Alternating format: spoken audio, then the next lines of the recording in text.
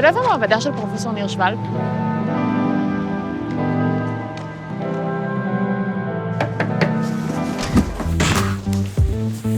תודה.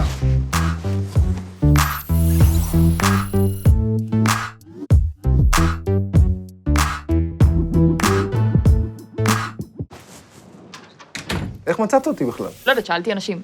אוקיי, באופן כללי מה עשית? ידעת את הכיוון הכללי, נכון? ואמרת, אני אלך לשם, אבל בעיני רוחך אמרת, אם אני פשוט אלך ישר, אני אתקע בבניין, נכון? כן. אז החלטת באופן שרירותי, אני אלך מימין או אני אלך משמאל. נכון. לאן אתה חותר? כשאנחנו מתכנתים רובוט, אנחנו צריכים ממש לחשוב על כל דבר. זאת אומרת, כל החלטה כזאת, אנחנו צריכים משהו שלוקח המון אפשרויות בחשבון. איך עושים את זה?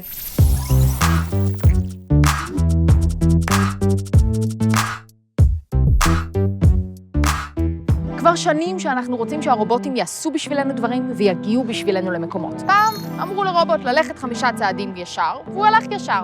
אחר כך אמרו לו, שים לב, אחרי 3 צעדים, תזוז קצת ימינה, להתגבר על מכשול, והוא זז. אבל לאט לאט, הדרישות שלנו מהרובוטים שלנו הלכו והשתכללו. היום אנחנו מבקשים מהם להחליט החלטות אינטליגנטיות. כשהם מגיעים לכל נקודת החלטה, לחשוב בעצמם למעשה. דמיינו את המטוס של יום העצמאות, רק בלי להגיד למטוסים מראש איך להסתדר. יש פה להקה של רחפנים, שהמטרה שלהם היא לאסוף מטרות במרחב, והמטרה השנייה שלהם היא לא להתנגש אחד עם השני. אוקיי, מה המטרות? זה?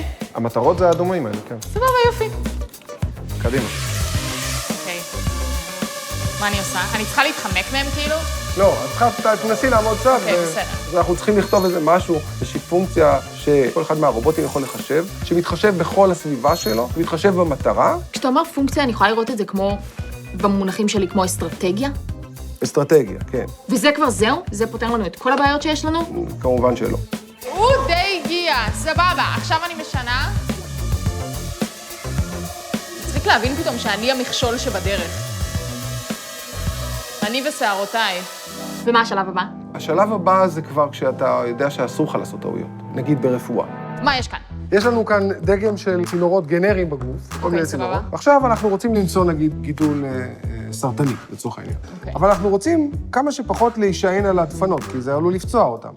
אני רומסת את הצדדים, אבל... יש לנו הרי המון צינורות בגוף, ולכל אחת ואחד מאיתנו יש גוף קצת שונה, ואי אפשר לטעות. בעבר רובוטים בעולם הרפואה היו פשוט זרועות עדינות.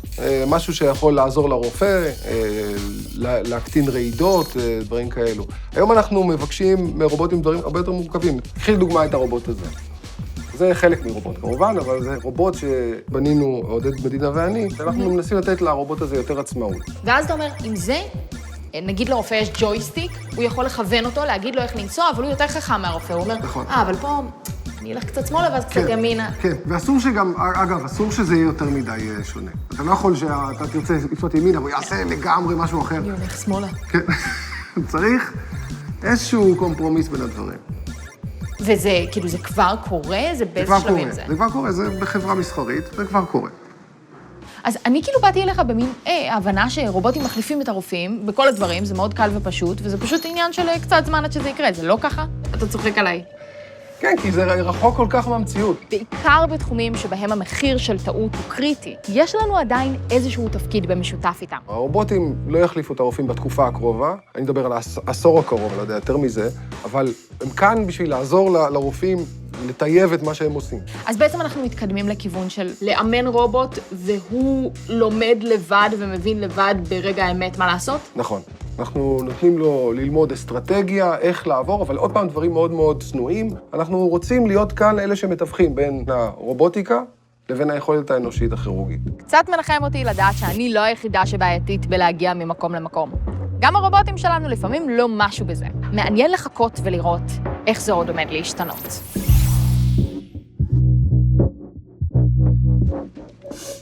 סליחה. אוי ואבוי. עזבי, את סתם תשברי עוד יותר.